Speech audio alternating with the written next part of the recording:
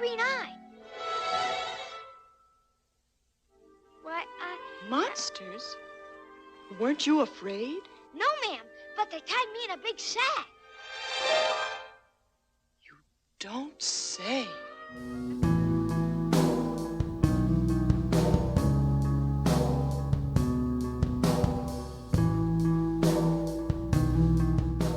We live in a world where images of every sort surround us. They come at us through many different media and platforms. Images tell us what we should look like, what we should eat, what we should buy, how we should act. They have the power to influence our thinking and behavior, and if we're not careful, through them we can be manipulated by special interests. We recognize that advertising is trying to influence us. But even so, some advertising techniques are so insidious and subtle, ethnically questionable, and ruthlessly scientific, the way we are being manipulated is not always obvious. What about the images in art? Isn't art more honorable than advertising? Art is not for selling consumer goods, but concerns itself with truth, beauty, spirituality, and noble ideals, doesn't it? Isn't that why we call it fine art? Historically, art has reflected the ideas and beliefs of a culture. Sometimes those ideas are religious in nature, sometimes secular. But in any case, art has mostly been made for or reflected the lives of the upper classes, because they could afford to pay for it. Wealth provides a certain release from labor. That frees up time for pursuing intellectual ideas. It also provides a buffer between the harsh reality of the poorer classes struggling for survival and the daily life of the rich. Mughal painting in the Middle East and India reflected the status and exploits of the ruling classes. In China, painting mostly mirrored Confucian ideas about nature and human interaction, appreciated by those who could afford to be educated. European and American art reflected the philosophical beliefs in the West. But art's reflection of the affluent meant it only showed one side of reality, and some cultural critics would say that art helped to maintain the power and wealth of the upper classes by only representing reality from their point of view. After all, if you were an illiterate commoner, images were a significant way in how you learned about how the world worked. The images you saw all around you would indicate that this was the way things were supposed to be. Political fortunes come and go, empires and dynasties rise and fall. But the time following the Age of Discovery in the 15th century proved particularly tumultuous for the world due to the contact and clash of various cultures. Europeans colonized many parts of the world. Civilizations were conquered, treasures pillaged, and populations wiped out by disease. But this also reopened the interchange of goods and ideas. By the end of the 17th century, new ideas in science, political theory, and philosophy gave rise to the Age of Enlightenment, which in time inspired the emergence of a new set of political revolutions around the world. The Industrial Revolution changed how economies worked and saw populations shift from rural to urban settings, putting new pressures on governments to meet the needs of their people. Ideas about liberty, equality, and religious tolerance challenged the divide between the ruling classes and the masses. Art began to reflect these new ideas.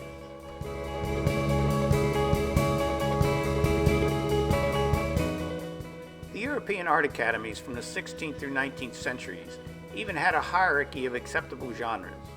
Historical, religious, mythological, and allegorical themes, portraits, scenes of everyday life, landscape, animals, and still life were all acceptable subjects.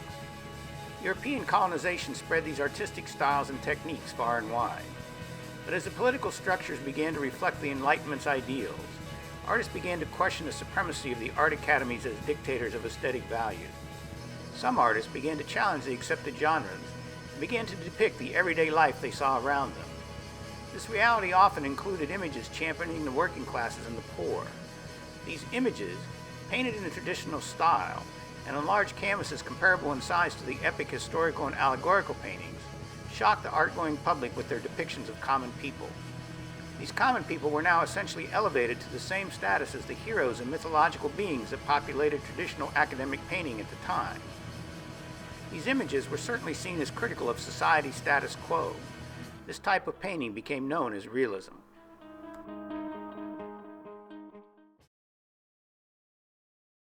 The West was in the throes of a new era known as modernism. The early part of the 20th century would be dominated by war, natural disasters, and epidemics, but also scientific and technological discoveries that would challenge old borders, traditions, and institutions. Across the pond, in a relatively young and democratic America, artists were experiencing the emergence of a new nation, along with its accompanying growing pains.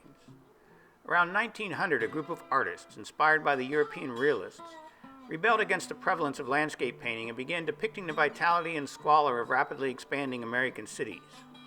Several New York artists, led by Robert Henri, came to be known as the Ashcan School. Through their art, a visual social commentary on America was developed. After World War I, there was a time of rebuilding and prosperity, but when America was struck by events leading to the stock market crash of 1929, some artists felt social commentary through art was imperative.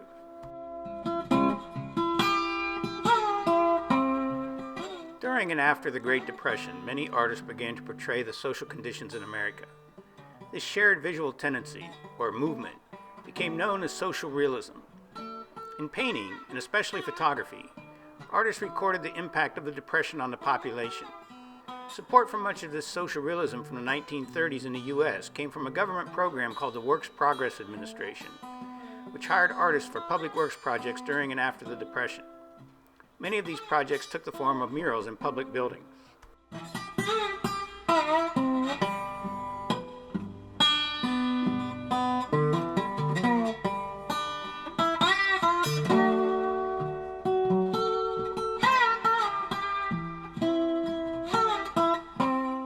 Another government program, the Farm Security Administration, hired photographers to document the plight of the nearly 2 million farm families who had been displaced by a disaster caused by drought and mismanagement in the agricultural sector. On the surface, this art seems to depict the social situation in a dispassionate way, presenting images but leaving the viewer to interpret them. But the photographs clearly show empathy for the political, economic, and social conditions of the subjects. Many of these artists held political views that tended towards populist, if not fully socialist, attitudes. The desperation of the times, and also the resilience and resolve of those struggling, come through in these photographs.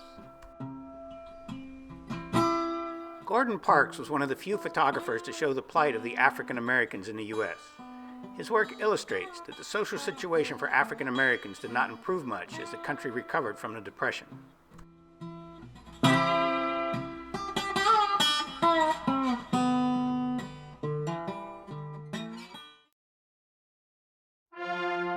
At the beginning of the 20th century, there had been a revolution in Russia.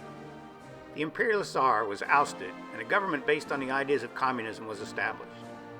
Early on, two groups of artists, the traditionalists and the futurists, vied for the direction of Russian art. The futurists wanted to throw out old artistic styles and ideas and create an art that would reflect modern times and help usher in a new utopia in the Soviet Union. But shortly after the Bolsheviks took control, Anatoly Lunacharsky was appointed director of the People's Commissariat for Enlightenment. This put him in control of art in Russia. He believed that art should help to educate the masses about the tenets of communism. The futurists lost out to the traditionalists. By 1932, the term socialist realism was being used to describe the art that the Soviet government found acceptable, and which promoted the ideals of socialism and the Communist Party. 4 guidelines were laid out.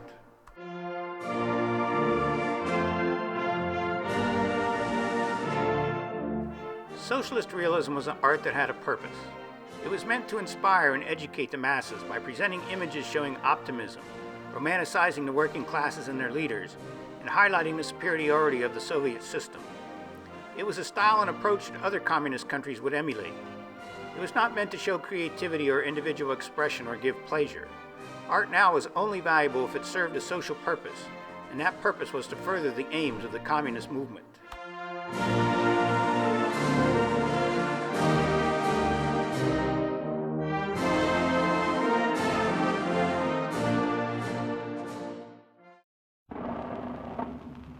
Some images are shamelessly manipulative. They are meant to sway our opinion to the maker's point of view, rejecting all other viewpoints. In propaganda, there is no room for balance, facts, or liability. Propaganda plays on our emotions in no uncertain terms. Like socialist realism, propaganda needs to be easy to understand. Visual subtlety is a weakness. Originally, the term propaganda was neutral. It meant only communication that was meant to persuade. Advertising and public health announcements are meant to convince, and while they may have unintended negative effects, They're not generally seen as malicious. But when images are put to use for ideological or political reasons, they can quickly become negative. When groups are at war, propaganda is used to convince one side of the righteousness of a position in order to elicit the sacrifices necessary for victory. Propaganda is also directed towards the enemy to show them the hopelessness of their cause or how their leaders are deceiving them. When one has an enemy, it is often advantageous to demonize them. Killing a demon is far easier than killing another human being. In any case, as we look at these propaganda posters from World War II, it is hard to find a moral high ground from any side. Simplistic platitudes and blatant racism are hard at work here.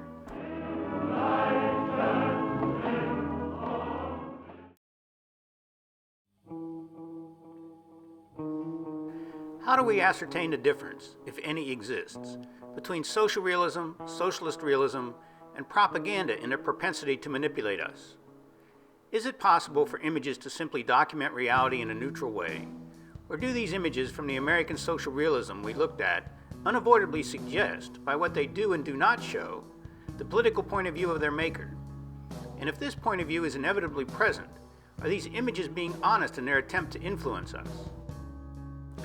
After all, the American government sponsored the photographers for the FSA program. While the U.S. government did not dictate style to the artists, they did request certain themes and indicate a certain overall impression that the New Deal wanted to portray. To what degree does the expression of this point of view differ from the intent of the Soviet government to educate along the ideological lines through socialist realism? No political system or society is perfect. Where is the line between education and manipulation?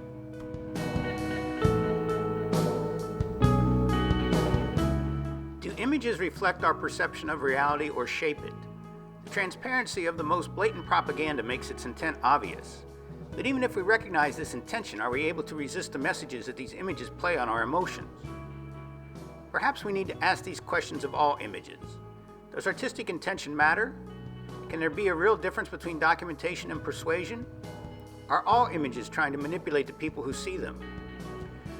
Are the ideological views of social realism, socialist realism, or propaganda any less slanted than the view of the world presented by the paintings that were deemed acceptable in the pre-20th century European art academies? To maintain our integrity, we must be aware, and perhaps wary, of the power of images and how they may influence us.